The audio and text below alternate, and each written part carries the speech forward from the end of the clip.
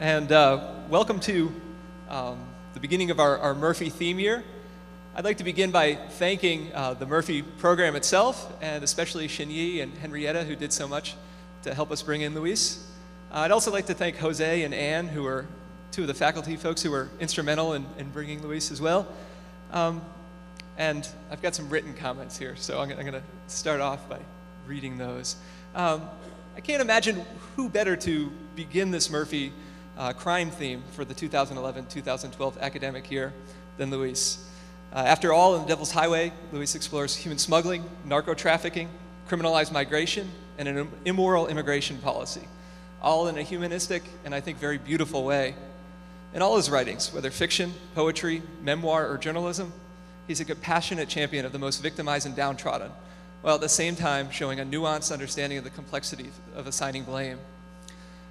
But I would also suggest that Luis, his writings and his very soul, as I've seen today, represents a sort of symbol and a strike for justice of a different sort, one that is transgressive but liberatory. His works remind us that not to rise above the supposed real world where we must be practical is in itself criminal. He himself is evidence that though we have many responsibilities in this life, we first have the responsibility of following our own dreams and being true to ourselves.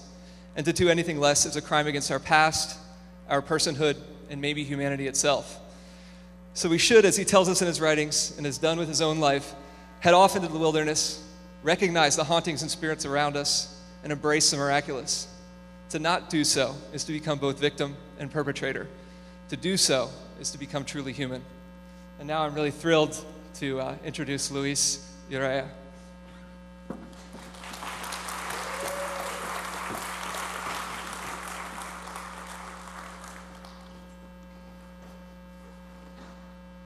Hi, my name is Luis. I was born in Tijuana. I'm thrilled to be here. I want to thank Hendrix College for having me up here and to talk about this stuff. I've been kind of worried about this theme of crime and border crime, so I'll try to talk about my experience of it and what I think about it. But I want to make the first point that regardless of what the media says or what popular belief is, the Mexican border is not primarily about crime.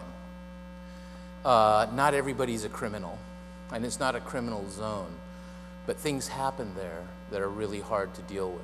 And I think we need to define what we think of as crime, what crime means. If you live in a border town on the Mexican side, or even on the American side, you understand that it's a bit wild. It's a bit wild and woolly. The word in Spanish for border is frontera, which means frontier. And I think that's kind of cool because if you think about Dodge City and what the cowboy towns were like, that was the American frontier. There's a certain element of that in it.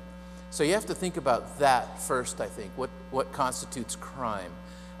In those regions, there's a really interesting paradigm in that it's really the only place in the world where so-called third world culture is cheek to jowl with first world culture. And a lot of the border towns exist in some ways to service the North American cousins. Tijuana, my hometown, is an interesting case in point. Tijuana, there are two different stories or legends about where the name came from. There were tribes in that area, Kumeyaay Indians, Diegueño Indians, and so forth. And there's a certain belief that the word Tijuana is a leftover native term. The other reality is that the Tijuana River was where there was a cantina called Tia Juana's. And you still hear the place referred to as Tia Juana. That's why. Tia Juana's was across the river, and cowboys used to go down there, sailors used to go down there, and then during Prohibition, drinkers used to go down there because it wasn't against the law to drink or meet ladies of the night and so forth. So it's got a long history, much like Deadwood or Dodge, of some wild frontier stuff. Now, when I was a kid, you have to understand I was born there. I came to the U.S. at about the age of 5. My dad was Mexican. My mom was American. But my dad was the blonde, blue-eyed one. And I'll tell you why. My grandmother, his mom, was named Guadalupe Murray, which is why I look Irish. It's a red-headed Mexican-Irish lass. And my grandfather, Juan Urrea, that's a Basque name. And in Basque, Urrea means man of gold, golden man. Apparently, we've always been Bubba-looking guys. So you have to understand how strange it is to live in a place where some of the criminals are the people paid to protect you. So you're hiding things from the cops. You know the old term mordida, a bribe. It's a mordida in Mexico, a bite, like the dog bites. The government, you try to hide things from the government because you can't trust people. Now, to understand, for example, the problem of mordida, you have to understand the problem of respect. Machismo demanding respect. So if a police officer stops you and he stops you for a traffic ticket and you tell him, "Sir, I'm extremely busy and I'm so sorry for committing this crime. How much in court would this be?" And he says, "Well, I think it'd be about $50 in court." You say, "Would you be so kind as to handle this for me?" "Well, it's not usually done, but I will handle it for you." Everybody parts. That's part of it. My uncle was chief of motorcycle police of Tijuana. Okay? Good thing for me. Protected me quite a bit. But here's the rub. In those days, about the 80s, let's say, he was earning $21 a week salary. He was responsible for providing his own .357 Magnum, his own uniform, his own ammo, and upkeep on his Harley Davidson on $21 a week. Hence, many speeding tickets so that he could afford to be a cop. It's a complicated thing. Now, when I was a boy, crossing the border was a lot different than it is now. We were talking about this at dinner. The border was almost imaginary. The border, compared to what it's like now, was friendly, chatty, and the customs guys would look the other way for almost everything. Everyone knew that most cars coming out of Tijuana had some booze in the trunk. People had tequila. I don't know if you know Mexico, but there's a drink called rompope. Wow. Rompope is like this hard eggnog. Well, around Christmas time, everybody had it in their trunk, and they'd say, "You had anything to declare?" You'd say, "No," and they'd let you through. Everybody knowing that you just broke the law, but nobody cared.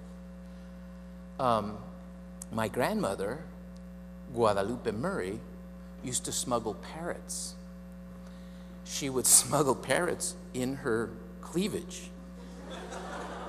This seems like a short story, right? I think I will write a short story about this.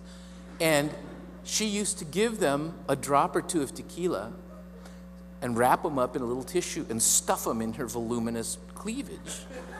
And then you would drive in, nothing to declare, and she would pull out, this parrot. And there was a famous moment in our family when we pulled up. I was a little boy, and the guy's looking in. My father had his green card.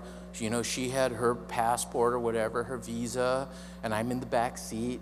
And I'd always been trained to say, "American citizen, American citizen." So they ignored me. And he's looking in the car, and suddenly there's this hideous squawk. Everybody's looking around, and the bird comes out of my grandmother's. And everybody just sat there. And this thing comes out. It was like the alien coming out, And the guy just stared at my grandmother, and he just said, "Go on, just go." But that's crime. It was against the law, but so you have that kind of an acceptance of a little wildness that is already endemic in the system. I'm going to tell you a little bit about my experience of some of this, ending with a personal tale. But I really got involved in this world, and you'll understand why at the end. When I became a missionary, when I graduated college, I joined a missionary group working in Tijuana in the garbage dumps, orphanages, with street gangs, prisons.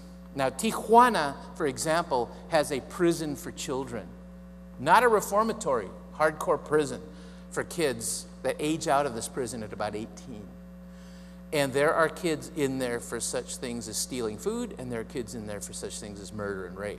There's all kinds of levels. And this pastor I used to work with was a real genius of gaming that system. And when he heard there was a prison for children, he started going to the prison. And of course, they won't let you in. They don't want you to see the prison. So he went at Christmas time, and he took Christmas presents to the guards. And he said, you know, you gentlemen are doing such a fantastic job protecting these children, even though they weren't, that I thought I would bring you gifts for your families. And so the guards the next time said, come on in. And he began a ministry to these kids. So we learned a lot about the street scene in Tijuana, which is intense. Now, I spent a lot of years doing this work and working with the poor, translating. And at a certain point, I saw a lot of violence. I saw a lot of horror, including in my own family. Now, my family, my father, like I said, was green card. I was American citizen. My mom was an American citizen. But he had other children who were older than me from a previous marriage who were not American citizens, who came into the United States illegally and they brought their babies. Now, those babies thought they were American. They thought they were born in the US. They didn't know that they were undocumented. And they grew up thinking they were American. But they were caught in the barrio there. And they were in this interesting conundrum in that they didn't speak very good Spanish. They didn't speak very good English. So they were kind of trapped in this little trough along the border, the no man's land along the border. And they got into gang violence and gang banging. So I came up against things like the Narco War very early, before it was on the radar. So much so that my nephew, Luis Ricardo, who was named after me, was burned to death by narcos in the early 80s. They took him out under the 805 highway, and they poured 5 gallons of gas on him. They actually crippled him with a .22 round in the back first, so he couldn't run. Then they poured 5 gallons of gasoline on him and burned him to death. The reason being that he was selling heroin in the wrong part of the barrio. So he was made an example of. So I had a pretty vivid idea of what that kind of stuff was going to be doing. In 1982, sort of as a miracle, I can talk about miracles because we're at a Methodist college, right? It's okay. I couldn't take the violence anymore. I couldn't take the horrors of what we were doing. And they told me, don't go over 45 minutes. I'm watching the clock. But I couldn't take the violence. And a friend of mine was teaching at Harvard. And I had grown up, my dad was a janitor. I had grown up working janitor work myself. And so I wrote to this guy at Harvard and I said, could you get me a job as a custodian so I can get out of here and get away? I'd never been anywhere. I'd never left Tijuana or San Diego except to go to Mexico. And this guy, I always tell students this, sometimes people remember who you are when you forget who you are. And he knew me as a writer, not as a custodian or a missionary. So he wrote back and he said, I think I can get you a job. He said, but you have to send me 3 published pieces. And I was such a hick. I went back to the homeboys and I said, you know, man, the Ivy League is so exclusive. To be a janitor, you got to be a published poet, man. And I got a job teaching expository writing. It's truly a miracle. I was just plucked out of that world, sent to Boston. And because of that, I think I got a chance at my writing career. And I've had a good time. So The Devil's Highway, if you haven't read it, happened. This thing happened in May of 2001.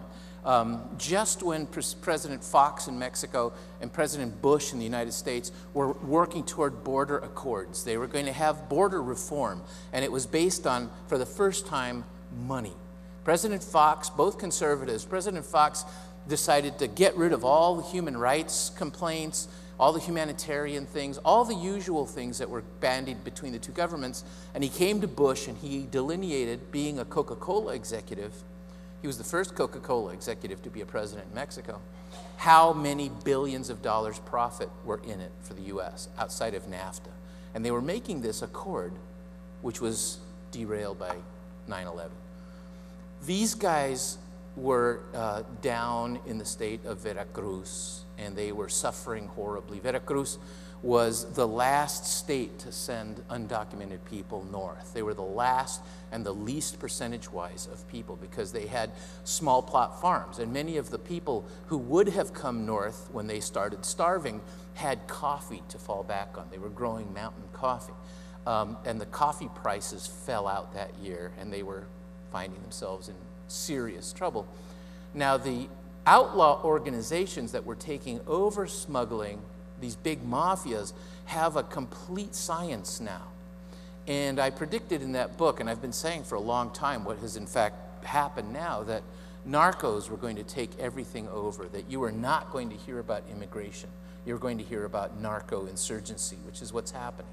And I was afraid then, and I think it has happened, that there would be some sort of Scarface Godfather type character who would find a way to conglomerate all of it, human trafficking, substance trafficking, and make a fantastically organized criminal endeavor, which has been going on internationally. But at that time, there was a group called the Cercas Brothers, and the Cercas Brothers, most people don't know how these things function.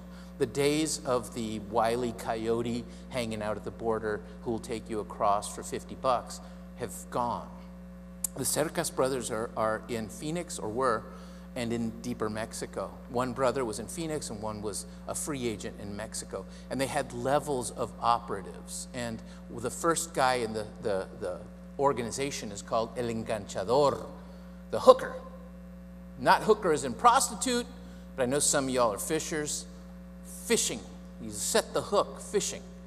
And he would go to these troubled areas and he would show up. He was kind of a portly character and he wore gold. He had, you know, a gold pinky ring, and he would throw some money around, show up in a fancy car, eat in whatever restaurants they had, and begin chatting with the boys. And he would go to these places that had no sophistication. The gentleman he spoke to that ended up in my book, many of them had never ridden in an escalator before. None of them had ever ridden in an airplane before. And the majority of them had never had a photographic portrait done before.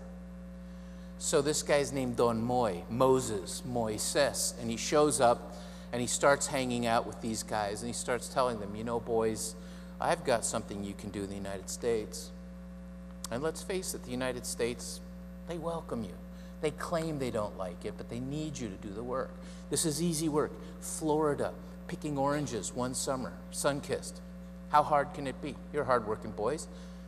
So they start saying, well, that sounds good. He says, you just work for me one summer and you make all this money, you can come home. So they ask him, well, how much is it? And he says, about $3,000 each.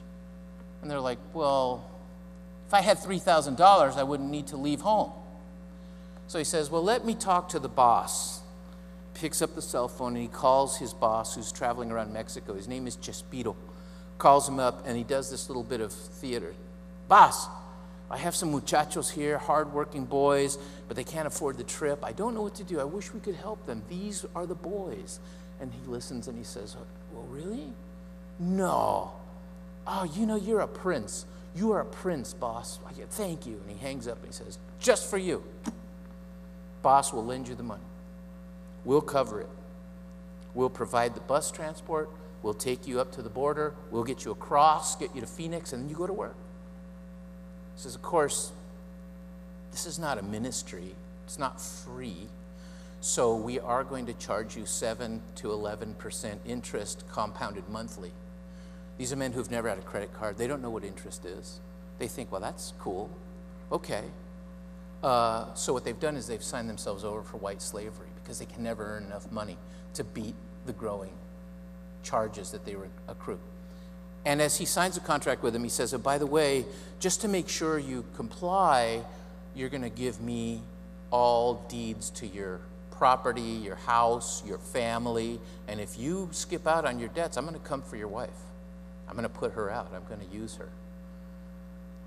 It's not a good deal, but we're men of honor. We sign. So he takes them to the border. They do the whole process, and they walk in. Now, the next level up from El Enganchador are the guías. They're sort of sub-coyotes, and guías are guides who are the actual boys who walk people across. Back in that day, let's show you how fast things change. In 2001, they were still making maps on notebook paper with pens. Now they use GPS and satellite phones. They're quite sophisticated now. They weren't then. And the guy who was the expert was a guy named Maradona, who had walked all these trails a billion times. He was training this young fellow named Mendez. Mendez was a punk rocker, 19 years old, from Guadalajara, who had come to the border to try to make some money for his parents. He didn't want to cross into the U.S., as many of the people will tell you down there, that he just wanted to be closer to the border. The closer you are to the border, the more money there is around, because proximity to us means money. So he came up and was working in a brick factory, and Maradona recruited him, much like Don Moy recruited these men to come north. And he told him, you could make $100 a day, man. Why don't you do what I'm doing? So he joined up and started training. Now, the day these men were going to cross into the U.S., it was May 14th, 2001, Maradona never showed up for work. Nobody knows what happened to him. He didn't come. So this kid, Mendez, and he was, they used to call him Rooster Boy because he had a punk rock hairdo with a forelock that was dyed red, which was unfortunate for him because that's how the cops found him, by his hair. He decided he could do it. I'll lead them, without knowing exactly. And the route into Arizona is fairly simple from where they walked. There's a route that goes up a mountain ridge where the Border Patrol can't catch you. And you're walking to a town called Ajo. Ajo means garlic.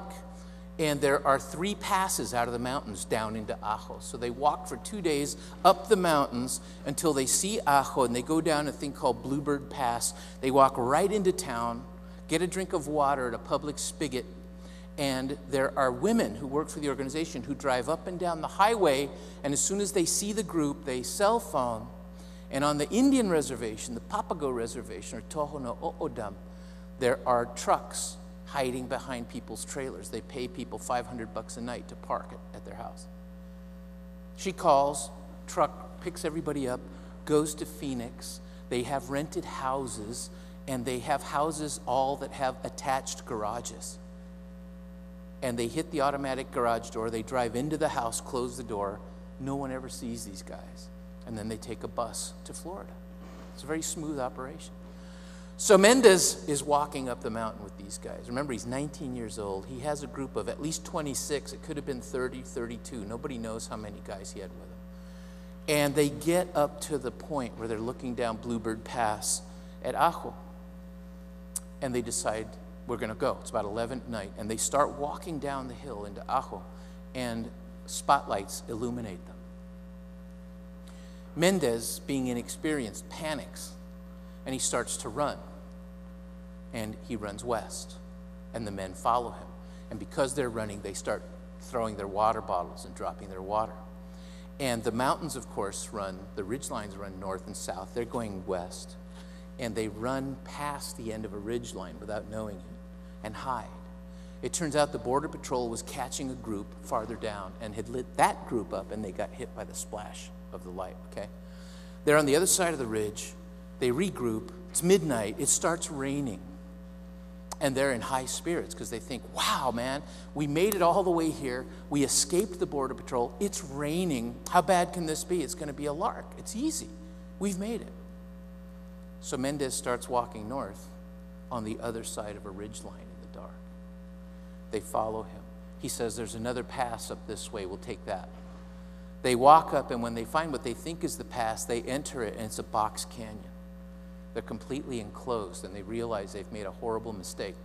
So Mendez says, look, we'll spend the night here, and we'll get up in the morning and walk, which is his first mistake, because a heat wave hits. And the temperature spiked to 96, 98 degrees. They have no water. So by the time the sun comes up, they're already starting heat stroke, but they don't know it.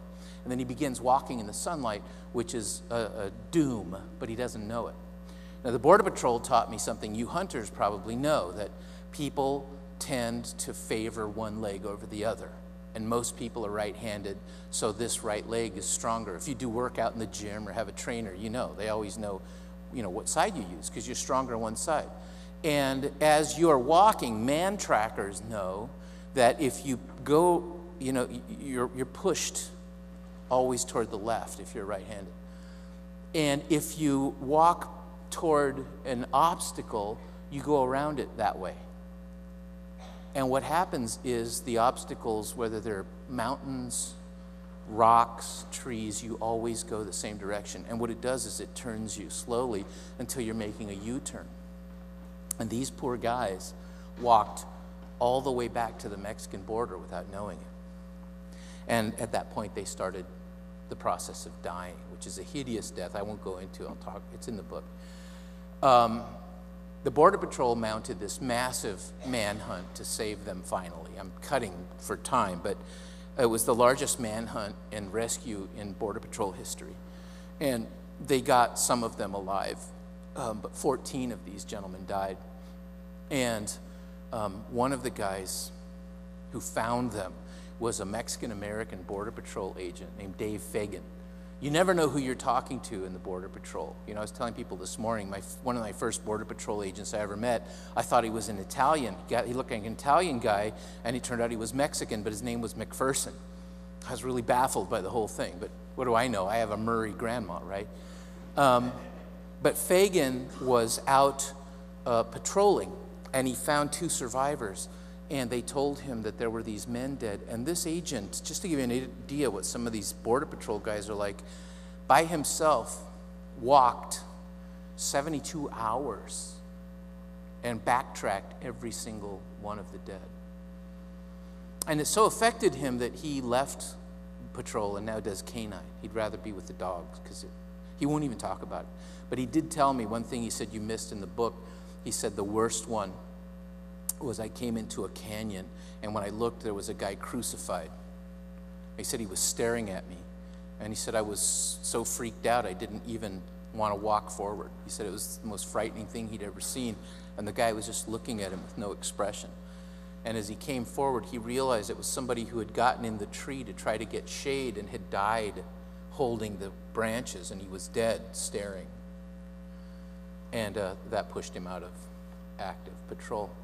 The agents went after this organization and took them down from the top down. Every member except the enganchador I told you about, who has been working in Louisiana, and the Chespiro, the brother who's down in Mexico. They escaped. It was 800 federales hunted these guys down relentlessly and took them all. They're all gone. Now, this guy who was the hooker has been working in Louisiana, bringing in Mexican women to peel crawfish. And it's the same kind of thing. My wife, I lived in Lafayette. My wife was a reporter at the Daily Advertiser down there. And they were looking for this guy, Don Moy. But we thought he was an American named Don Moy. And that's why nobody ever found him. Who's Donald Moy? I don't know. It was Don Moy, the same guy. So he's still working to this day. I suspect he's working with the narcos, however. So those organizations, those mafias that started getting put together to smuggle people and bring them into the United States started forming conglomerates with the ever-increasing narco mafia world. The biggest smuggling town on the border was a town called Sasabe in Sonora. It was right south of Tucson, about 90 miles south of Tucson. And it was the direct line from a town called Alamos. And people would bring van loads of undocumented in. Now, they were averaging 30 people per van load, 70 to 75 van loads a day.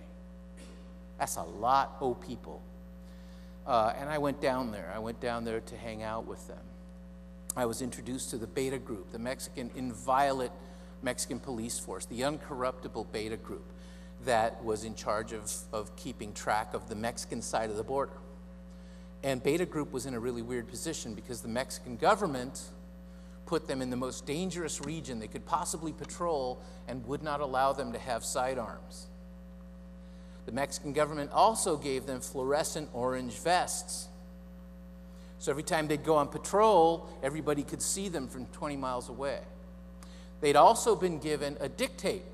This was under Vicente Fox. Calderon has changed this. The dictate, the federal Mexican mandate in 2003 and 4, in fact, was called the red carpet mandate.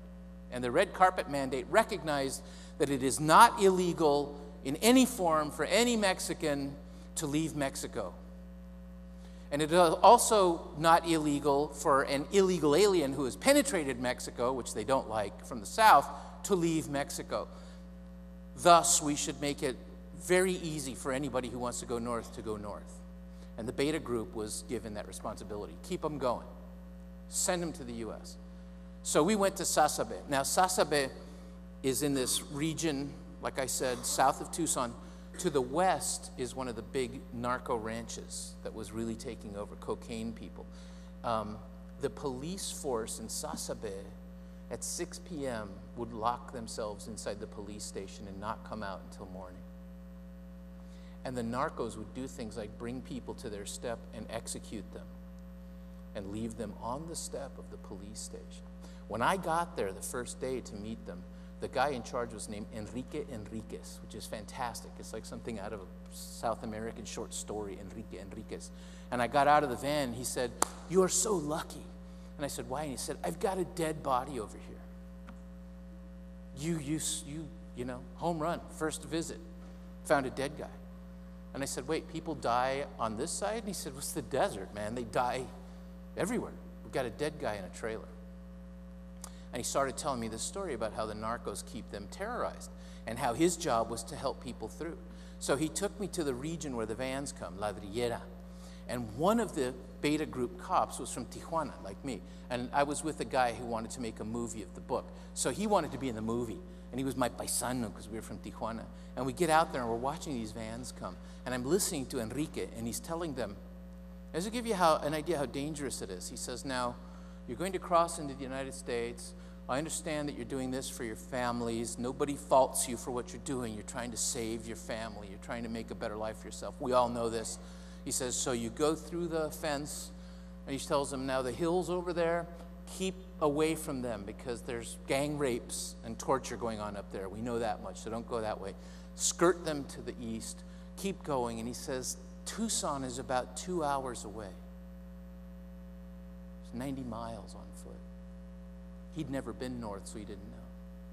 And I had a Border Patrol agent, not allowed into Mexico, but he was in civilian, sort of undercover, and he said to me, "You should pay attention to this because these people are going to die. These people you're looking at, they're going to die." Now, while we're standing there, the narcos appear in their SUVs, 3 of them, and they parked in a semicircle around us. And this is the genius of the Narco War, because it is a terrorist insurgency. They just sat there with their engines running and then put their AK-47s out the windows and just watched us. Complete terror. And the guy from Tijuana said to me, "You know, if they start driving forward," he said, "abandon your friends and run to the police station. While they're busy killing your friends, you get in there, we'll lock you up." So that's what's going on. The narco wars have gotten, of course, really fascinating. They're very high tech. They're huge. They have operations everywhere. They have offices. Chapo Guzman has offices in Chicago. I'm sure they have offices here in Arkansas, operations here. The latest thing that's been going on in the narco wars is they're using high tech. Last week, it was reported in the Washington Post that they're tracking down social media users, tweeters, and they're torturing them to death. I don't know how they're doing it, but they caught somebody who blogged about the narcos, and they tracked them down electronically, man and a woman, and the narcos tortured them and then hung them off a bridge with a sign saying, "We're coming for you." There's very little reporting left about it because the reporters are being massacred. There's an underground news source. You young folks especially use the computer a lot. I'll tell you about it, but I'm going to tell you with the strongest possible warning, because I've told other colleges about it, and then I get these outraged emails. "How dare you send us to such a filthy, awful thing?" I try to tell people in advance. It's called blogdelnarco.com, if you haven't seen it. And it's some young reporters who are undercover, identity hidden, who are posting every possible news about the Narco War, what's going on right now. And I'm going to tell you now, it's awful, it's graphic, there are snuff films on it, just know it's absolutely unvarnished reporting of what's going on, written now under threat of death. But if you're a sociologist, it's fascinating, partially because each news item has a chat room, and you can go there and you can see what the gangsters are talking about, what they're thinking. I follow it because I'm really interested in seeing what the flow is. And I can throw out a couple of things to you about it. I mean, we all know when it became a little difficult for the Colombians, you know, things started flowing into Mexico. When we stepped up our border interdictions and things got more difficult on the border, what the narcos did was the first time in history, they stopped targeting the US exclusively and they decided to go laterally. And they began making meth, which is part of the reason why the violence has jacked up so much. Especially in Tijuana, you can really see it. In Ciudad Juarez, it's happened as well, but Tijuana especially. The cartels who couldn't move cocaine as easily made up the profits by addicting their own folks laterally. So now we have a lot of meth addicts in the Tijuana area and all along the border on the Mexican side. It's helping to fuel it. And one of the aspects that always fascinated me about the narco world was, I've been telling a couple of people here, I always say, you know, you should be careful what forces you summon, what gods you worship, because it has an effect. And in the older days, the marijuana days, it seems almost prosaic, you know, it seems almost gentle with marijuana. It was kind of a little bit funny and a little bit smiley, and they had a few kind of saints. And then they have this Saint Juan Malverde, who was the saint of narcos and the saint of outlaws, and still, you know, kind of folklore. And at a certain point, I would say maybe even around 9/11, the narco guys started moving away from all that and started believing in Saint Death, Santa Muerte.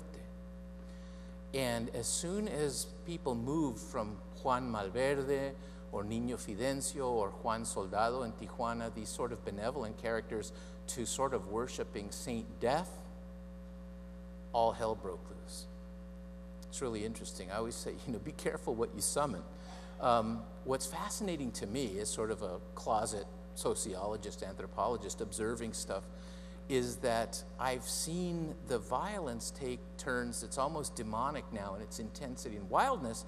And I realized suddenly, it was like a bizarre flash, that the narcos right now, without knowing it, are reenacting some of the ancient human sacrificial rites of the Aztecs, some of the worst ones. Some of the dismemberments, some of the taking hearts. They're skinning people, which was one of the specific, interestingly, God of the harvest and of human suffering. What better God, if you're a narco, than the God of the harvest? They just haven't figured out what they're doing yet. So it's very frightening. Now, the correlation to all that is immigration is gone. It's evaporated. You don't hear that in the media. Presidential candidates don't tell you that. But the numbers have fallen precipitously, where the numbers of agents have jacked up incredibly high. In the Border Patrol station I wrote about, Welton Station, they had 30 agents. They now have close to 350 agents. The government had to tear down the station and build a bigger station to hold the agents. They didn't have arrestees, but they had agents with nowhere to sit. Santa Teresa, just west of El Paso, going to El Paso, by the way, Thursday. But in Santa Teresa, they had 32 agents. Traditionally, for the last 30 years, now they have 300 agents. So when you hear that the border isn't militarized enough, it's pretty darn militarized. And I often tell people, if you have a chance, drive on Texas Highway 90 from San Antonio to Marfa, and you'll see there are a lot of agents. It's still impossible, I think, to patrol or fence off that whole border. It's just too rugged, too huge. But there are a lot of agents. And the supervisory agent in Santa Teresa, I asked him, what's the biggest threat to the Border Patrol right now? And he said, boredom. said, what, are you kidding me? It's the Border Patrol, man. He said, you know, we used to catch 75 to 100 people a night, and now in a big month, I catch 75 people a month all along this area. It's really interesting. So I think it's the Narco War that's telling. Now, President Calderon, I'm going to run out of time, but President Calderon has undertaken this massive war against the narcos. He's kind of troubling and fascinating to me. Folklore in Mexico has it that he's trying to consolidate all of the money for himself. I didn't know if I believed it or not. I don't tend to believe it now. But what is going on, I think, is really interesting and I think really managed so you and I don't hear about it. But there was a show, I don't know if any of you saw it, last night on PBS with him. And I suddenly realized, I thought, oh my God, this really is an insurgent effort. And they're taking out narcos like they've been taking out Al-Qaeda stuff. And he's working in league with the Obama administration, but they're not talking about it much. There are 37 big guys in the narco world. He's taken out 20 in the last year and a half. He's tracking them down. The thing that was a little amusing, a couple of us saw it last night, is he takes the reporter into his top secret anti-narco bunker, and I've never seen anything like it. It's this unbelievable billion-dollar high-tech place full of spies with U.S. help. And he says to the guy, "Did you see Jack Bauer?" And he says, "Jack Bauer?" He says, "Yes, Jack Bauer. I wanted Jack Bauer. I wanted the toys of Jack Bauer, and I got them." Dude's running Jack Bauer. And they have 1,800 different spy networks, he revealed. He's tracking them down. So I don't know what's going to happen. Everybody's waiting with bated breath. I can throw out a couple of things to you.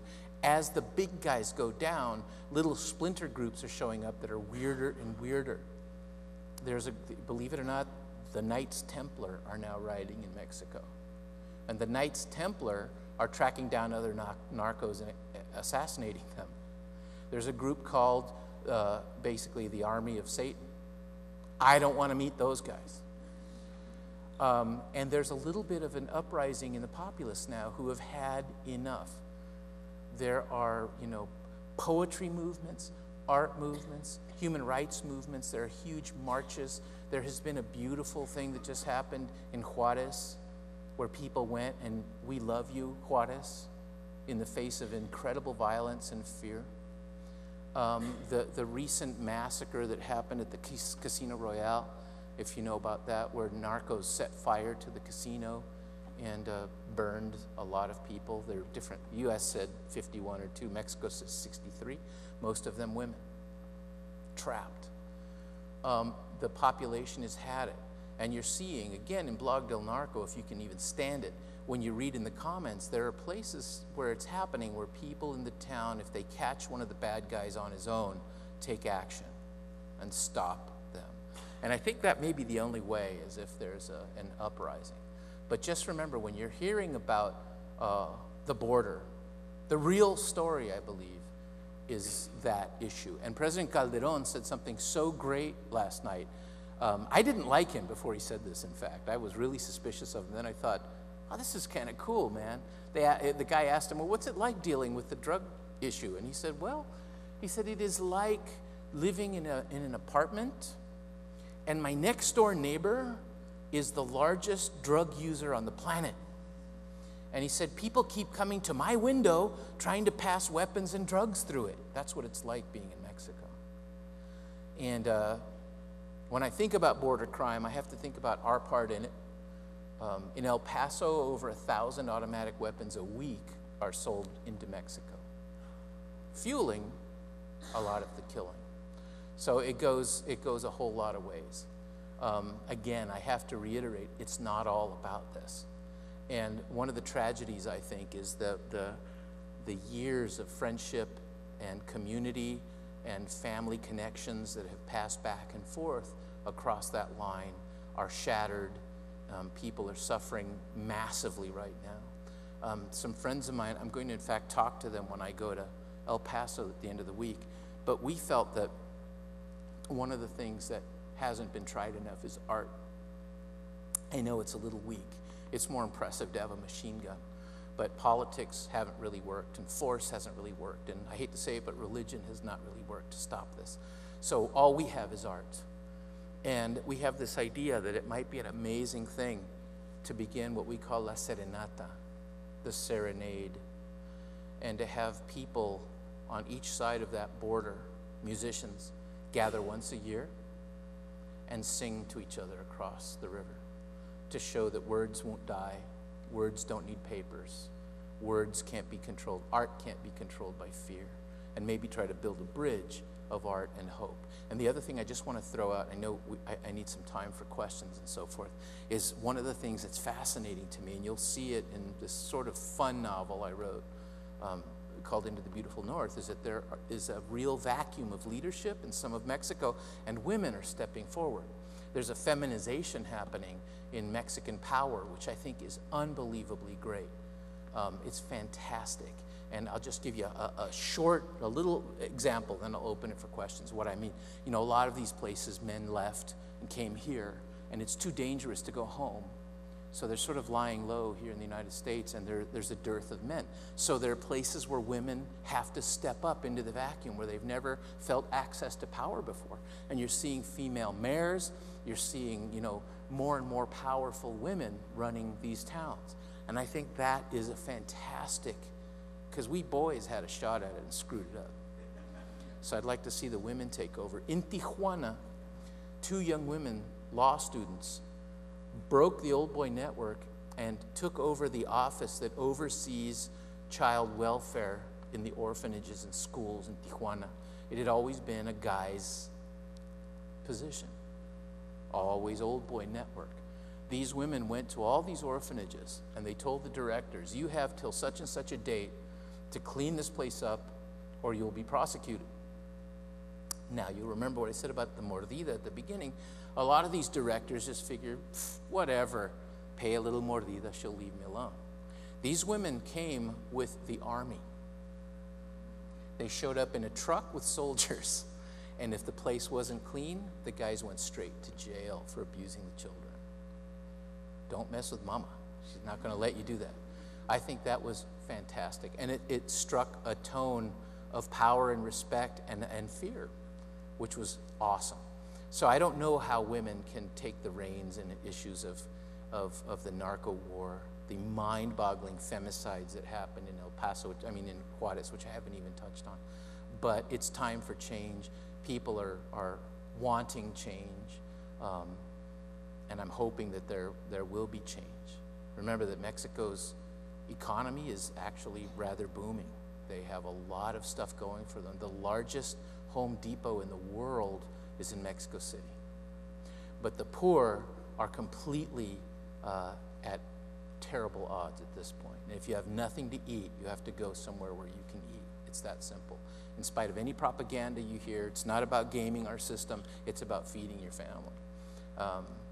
I knew, I'm not wise, but I knew the recession was coming because the World Bank told me.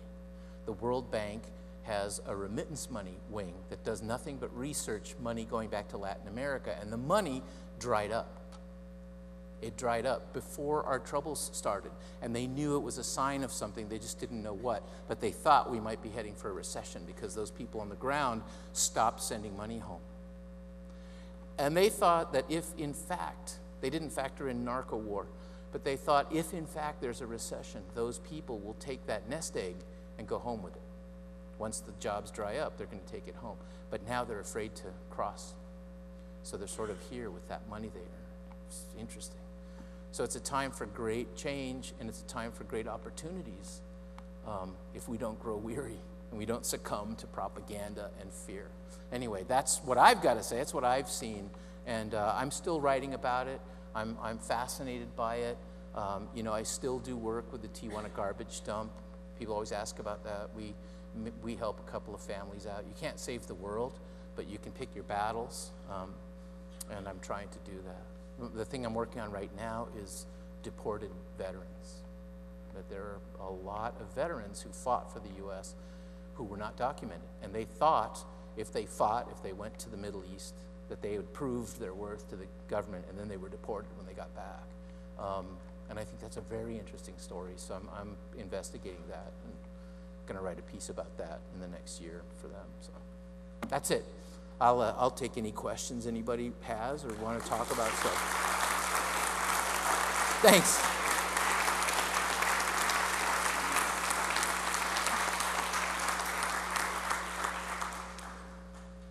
Well, as Luis said, we have a couple minutes for questions. So, anybody want to raise their hand?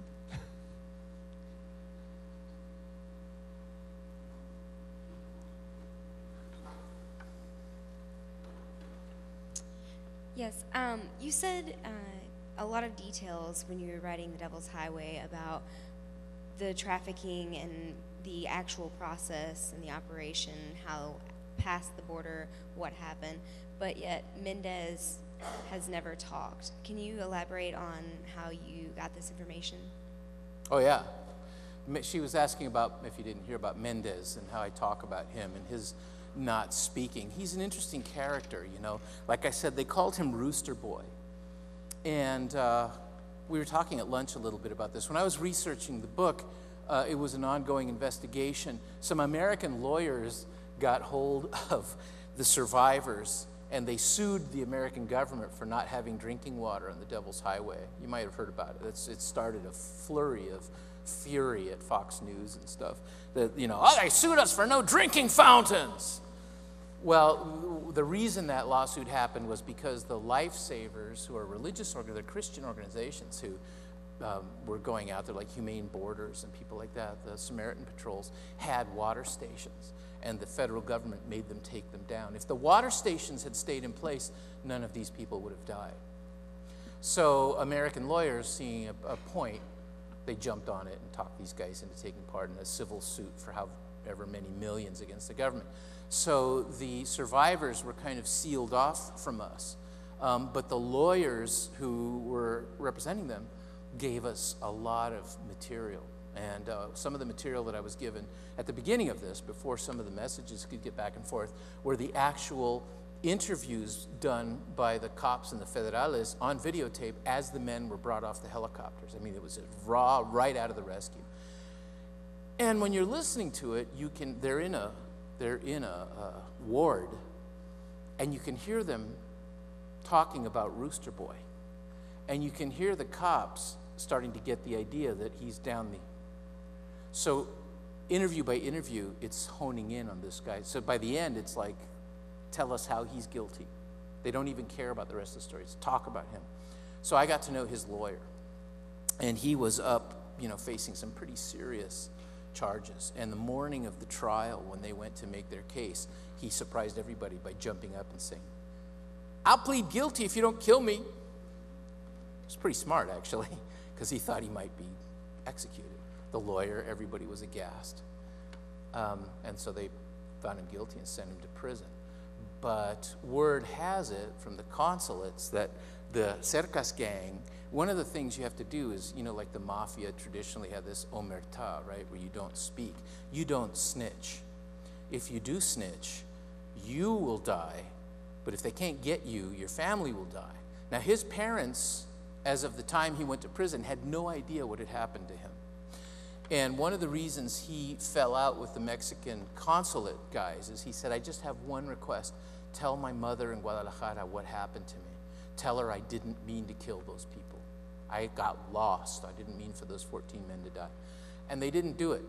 They didn't like him, so they blew him off. And he was so furious that nobody cared enough just to tell his mom.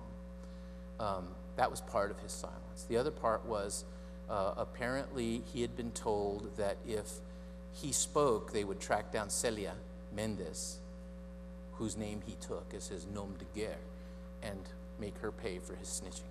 So he said at the beginning he was not going to speak, and he told his lawyer, "I'm not going to talk. I'm going to do my time in silence," and he went off to prison. So much so that you can write to him and he won't answer you.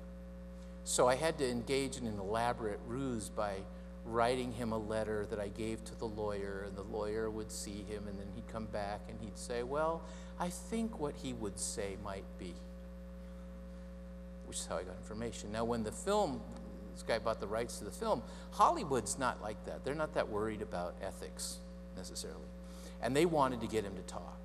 And so they figured out, which is pretty cynical, one of the women on the production staff, they got her to write him racy letters. And they thought if she, you know, he's in prison, he's a teenager. If they write him dirty letters, he'll get all excited and put her on the visitation. And he never answered her. Because they thought, you know, she'd get on the list, come see him, and then spring it. We're making a movie, tell us the dirt. He wouldn't even answer her. He still won't.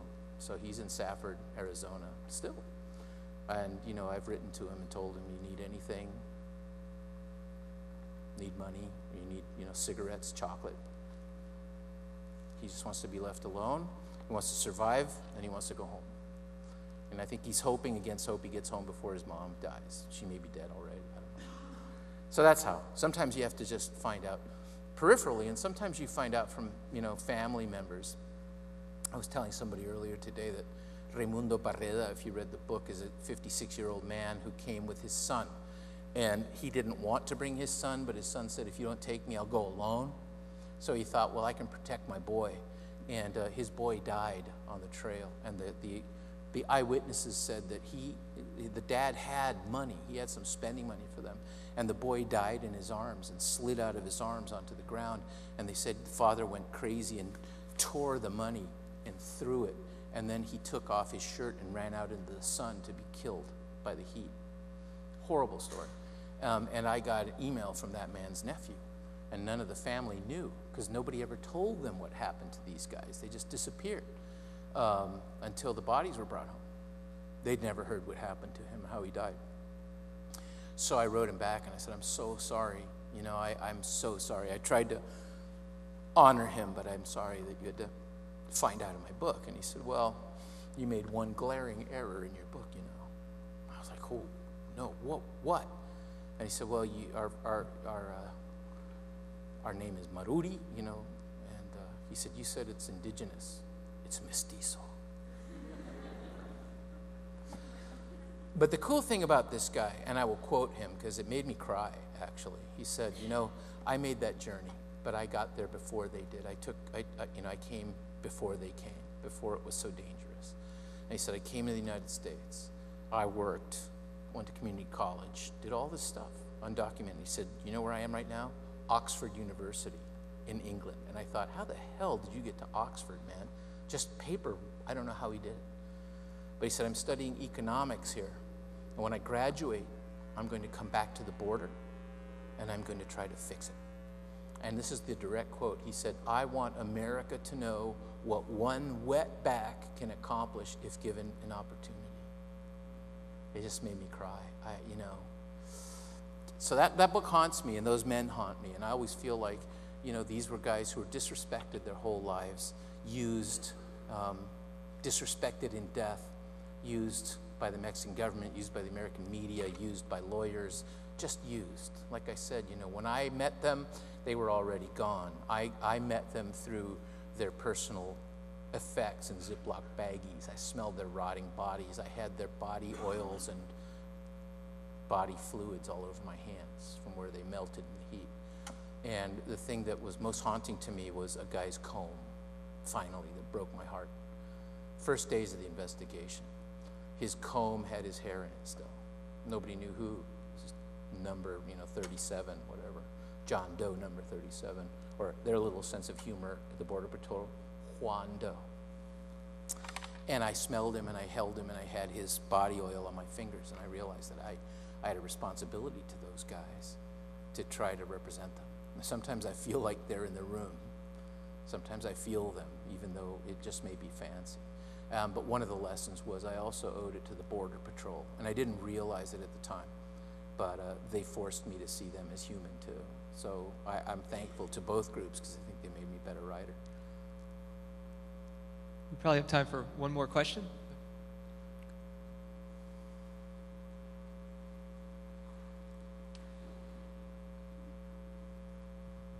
Thank you. You said the U.S. is the most drug-addicted country, and we are also the most gun-addicted country, and there's certain complicity between our governments. There's a lot of things being talked about, like the Fast and the Furious, And if you could talk about how our gun addiction is affecting this violence that's happening in the border. Well, you know, all the automatic weapons available to the narcos came from the U.S. And what's been really shocking and saddening to me is a lot of it was DEA stuff.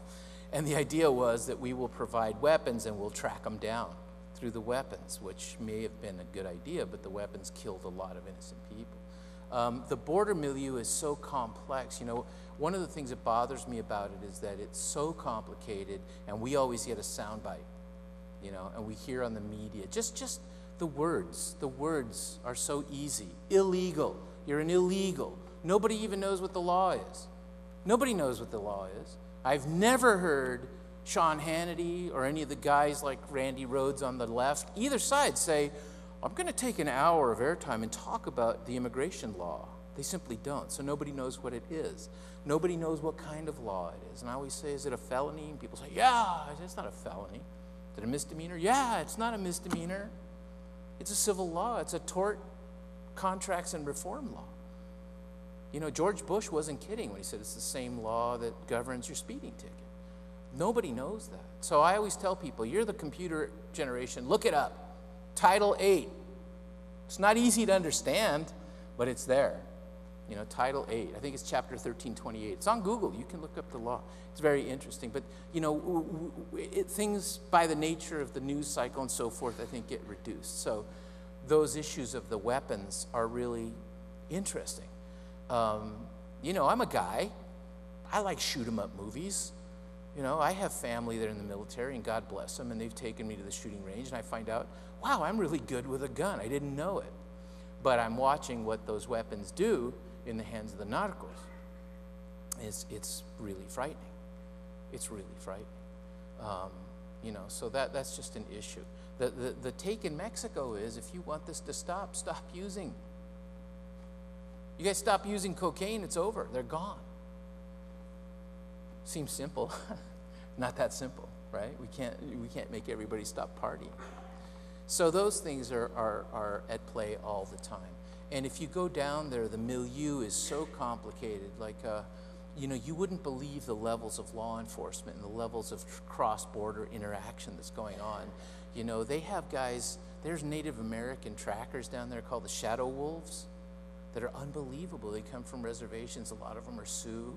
There's some Cheyenne guys, full-on traditional guys that are long-range trackers. They go out. It's like the Wild West, truly frontier days. And they track drug guys for the government. Nobody knows about them. Somebody should write a book about those guys. They're unbelievable. But then there are Mexican forces as well. And it's this ebb and flow all the time, going back and forth. But I think, you know, in some sense, the worst part of it, I think, is the weaponry, because the weaponry is allowing this power. These guys sometimes are out. They have better weapons than the soldiers who go to fight them sometimes. And that's somebody selling it, you know. Somebody in a gun shop in Arizona or Texas, or unfortunately some of the DEA guys were doing it in a federal project. I don't understand it. That's good, because I'm not running for office, so maybe I don't need to understand it. Just report it, and then somebody smarter than me can figure it out and talk about it. Well, we'd like to invite you all over to Mills Library over, I guess, in the Mills building. Right? And we're going to have a book signing and a little reception with Luis Urrea. So if we can give him one more round of applause, please.